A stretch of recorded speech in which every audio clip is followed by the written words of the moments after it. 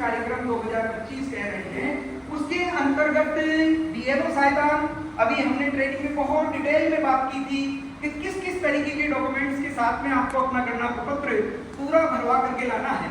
उस गणना प्रपत्र को जब आप लेके आएंगे तो अब आपका दूसरा काम चालू हो रहा है कि मैं इसे अपने बीएलओ ऐप पर कैसे अपलोड करूंगा, क्योंकि जब तक आप बीएलओ ऐप पर उसको ऑनलाइन अपलोड नहीं करेंगे तब तक वो ईआरओ नेट पे नहीं जाएगा, और अगर वो ईआरओ नेट पे नहीं जाएगा तो ड्राफ्ट वर्जन जो हमारा इलेक्ट्रल रोल का है वो नहीं आएगा। ठीक है, सो अब सेकेंडरी वर्क को हम थोड़ा फोकस कर रहे हैं और ये जान रहे हैं कि सर मैं पहले दिन गया था, 10 से 12 घर जाके आया, 20-25 फॉर्म में रेडी करवा लिए और मेरे रेडी फॉर्म्स हैं, मैंने मेरा बीएलओ है। सभी बीएलओ साहिबान से मैं निवेदन करूंगा कि अपने बीएलओ ऐप को आप टाइम टू टाइम अपडेट करते रहा करें। जैसा कि आप सभी जानते हैं कि हम प्ले स्टोर में जाते हैं और प्ले स्टोर में जाकर के उसको अपडेट का बटन दबाते हैं। अभी वर्तमान में आपका जो 8.41 वाला जो वर्जन आना है वो वर्जन आपके पास आना चाहिए। तो उसको जब आप खोलेंगे तो बीएलओ ऐप पर खोलते ही डैशबोर्ड पर आप जाएं और वहां पर आपको बहुत सारे आइकन्स जो मिलते हैं, जैसे फॉर्म्स का आइकन मिलता है, फैसिलिटीज का मिलता है।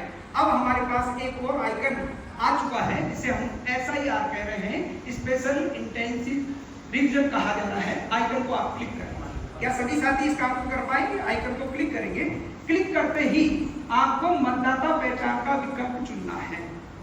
ठीक है, आपके पास दो विकल्प हैं। आप QR कोड, आपको जो हमने गणना प्रपत्र दिया उसमें QR कोड है, आप चाहें तो QR कोड से भी उस फॉर्म को चालू कर सकते हैं। लेकिन कई बार साथियों प्रॉब्लम क्या आएगी, ऑनलाइन मोड पे अगर आप हैं तो QR कोड स्कैन नहीं हो पाएगा और वो गोला घूमता रहेगा और आप प्रॉपरली वो लगेगा कि यार बहुत टाइम हो गया, फॉर्म खुल के नहीं आ रहा है। तो दूसरा ऑप्शन और है हमारे पास, हमने आधा भरा हुआ गणना प्रपत्र आपको दिया था, उसमें इपिक नंबर भी आपके पास था। आप अगर इपिक नंबर वहां पर डालते हैं, मैन्युअली दर्ज करते हैं, तो निश्चित रूप से आपका ये डिजिटाइजेशन का प्रोसेस प्रारंभ हो जाएगा, यानी फॉर्म खुल जाएगा। फॉर्म खुलते ही आपको तीसरा पॉइंट बताया जा रहा है कि मतदाता की जानकारी आपको इसमें भरनी है, यानी कि इपिक नंबर मतदाता की जानकारी देना। ठीक है, तो QR कोड स्कैन करके इपिक नंबर दर्ज करने के बाद में ऐप में प्रदर्शित जानकारी को प्रिंटेड प्रपत्र से आप मिलान करें। ये मेरा प्रिंटेड प्रपत्र है जो मैं तैयार करके लाया था, संबंधित जो डॉक्यूमेंट्स मुझे नीड थी वो मेरे पास रेडी हैं, इससे मैं मिलान करूंगा। और गणना प्रपत्र पर सबसे पहले मुझे क्या करना है, पहले पेज का फोटो खींचना है। इस पहले पेज का फोटो खींचना है, पूरे का। फोटो का मतलब फोटो में समझ लीजिएगा, फुल पेज का आपको एक फोटो खींचना है और खींच करके और उसे स्पष्ट फोटो लेकर के अपलोड कर देना है। या फोटो से मतलब मेरा किसी फोटो से नहीं है, पूरे फॉर्म का पहले पेज का फोटो खींच करके और मुझे उसे अपलोड करना है। एक दूसरा, दूसरे पेज का जो कि मेरा पिछला पेज है जिसमें मेरे हस्ताक्षर है, मतदाता के अंगूठा निशानी लगी हुई है, उसका फोटो खींचूंगा, उसको अपलोड। ठीक है, तीसरा, मतदाता के द्वारा चिपकाई हुई जो फोटो है उससे अलग से। साथियों आप सबको पता है यहाँ आपने मतदाता की नई फोटो ली है, तीसरे नंबर पे फोटो आ रही है, तो अब की बार मैं सिर्फ फोटो को खींचूंगा और उसको क्रॉप करने की जहां तक मुझे जरूरत होगी वो क्रॉप भी करूंगा, देन इसे अपलोड करूंगा। Is it clear? क्या ये क्लियर हो रहा है कि मैं पहले पेज का फोटो खींचूंगा, अपलोड करूंगा, पीछे के पेज का फोटो खींचूंगा, अपलोड करूंगा, मैं मतदाता की फोटो का फोटो खींचूंगा और अपलोड करूंगा। क्लियर? ध्यान रखें कि जब आप ये फोटो ले रहे हैं ये 2 MB से ज्यादा नहीं होनी चाहिए, यानी कि आपका वर्जन जो है 2 MB से अधिक ना हो।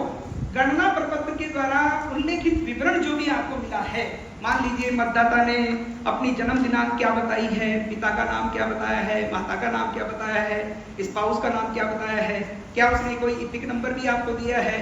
अगर वो सूचनाएं जो आपके इस ऑफलाइन फॉर्म में दर्ज है वो आप ऑनलाइन वहां पर भर देंगे। ठीक है, जो ही आप ये कार्य करेंगे तो ये सारी सूचनाएं भरने के बाद अब 2 इंपॉर्टेंट बातें हैं। 2 रेडियो बटन आपको मिलने वाले हैं।